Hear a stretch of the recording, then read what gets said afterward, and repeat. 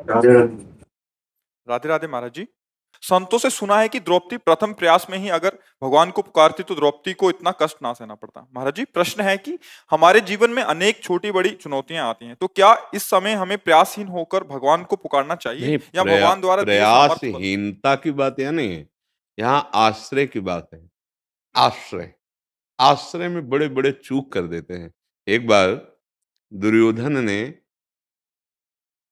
श्री दुर्वासा जी की सेवा कर ली 4 महीने।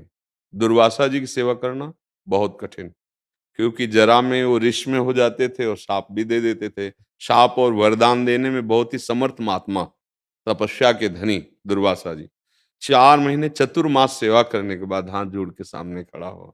उन्होंने कहा, महाराज मैं एक प्रार्थना करता हूं, अगर आप प्रसन्न हैं हमारी सेवा से तो हमारे बड़े भाई हैं महाराज युधिष्ठिर, उनकी भी सेवा स्वीकार करें। तो उनका अवश्य। बोले उस समय जाइएगा जब द्रौपदी जी बटलोई में प्रसाद पा चुकी हों। ठीक है। 4 महीने की सेवा का फल क्या मांग रहा, उद्देश्य अंदर क्या है उसका, कि ये सब पांडव नष्ट हो जाएंगे, क्योंकि जे ही बटलोई में द्रौपदी जी पा लेती थी, कुछ बचता नहीं था। तो जब ये जाएंगे अपने शिष्यों के साथ हजारों की संख्या में, तो भोजन व्यवस्था हो नहीं पाएगी, श्राप दे देंगे। गए दुर्वासा जी, जीव युधिष्ठिर जी ने देखा, सो साष्टांग प्रणाम किया और अतिथि देवो भव, फिर वो तो संत रूप में, आओ महाराज विराजमान हो और हम आपकी भोग व्यवस्था करते हैं। युधिष्ठिर जी तो परम धर्म स्वरूप है, उन्होंने निमंत्रण दिया, महाराज तो उनका मैं यमुना स्नान करने जा रहा हूँ, लौट कर अभी आता हूँ, सब शिष्यों सहित प्रसाद पाऊंगा। अब युधिष्ठिर जी अंदर गए, द्रौपदी जी जो हम तुम्हें बताना चाहते हैं, पूछा कि बटलुई में पा लिया, उनका पाके धो के रख दिया। वो मूर्छित होकर गिर गए कि कोई दूसरा महात्मा होता तो विनय भी की जा सकती थी। दुर्वासाएं तो प्रसिद्ध हैं, बहुत जल्दी क्रोध कर लेना इनका स्वभाव है। वैसे ही वनवास में कष्ट पा रहे हैं, जरूर कोई ना कोई शाप दे देंगे। अच्छा, बटलोई में अगर ना द्रौपदी जी पावे तो जो चाहे वो जितने का चाहे, वो सूर्य भगवान का वरदान था। अब पा लेने के बाद फिर कुछ नहीं निकलेगा। और उस समय इतने महात्माओं के लिए कंदमूल फल भी लाना असंभव था, एक दो महात्मा होते तो लाया। इसलिए बहुत व्यथित हो गए कि आज धर्म का रक्षा कर पाना, धर्म की वृत्ति का, अतिथि देवो भव, उनको निमंत्रण आप कैसे। तब द्रौपदी जी, वही द्रौपदी जी जिस प्रसंग में आपने प्रश्न किया, अब उनका आश्रय दृढ़ हो चुका था ना, तो उन्होंने कहा, एक बटलोई पर आप इतना भरोसा करते हो, और अनंत ब्रह्मांडों का भरण पोषण करने वाले श्री कृष्ण हमारे हैं, इस बात की आपको याद नहीं आई। देखो अभी समस्या का समाधान होता है। एक क्षण एकदम एकाग्र हुई, श्री कृष्णचंद्र जी का जीव ही ध्यान किया, तो देखा पीताम्बर फहराते हुए आ रहे। आए कृष्णा, भूख लगी कुछ पवाओ। बोले जानबूझ करके ऐसा पूछ कह रहे हो ना, क्योंकि इस समय बटलोई धो के रख दी है ना, पहले हमें भोजन पवाओ, बाद में हमसे बात करो। उनका प्रभु इस समय बटलोई दो, बोले लाओ ना बटलोई, कर तुम अकर तुम अन्यथा कर तुम सर्व समर्था सा ईश्वरा। पतिव्रता द्रौपदी जी हैं, भला वो अपवित्र पात्र कैसे रहने देती अगर धोया है तो। और वो वरदान की बटलोई, भला उसमें कैसे बच जाएगा, जब सूर्यदेव ने कह दिया द्रौपदी के पानी के बाद कुछ नहीं बचेगा।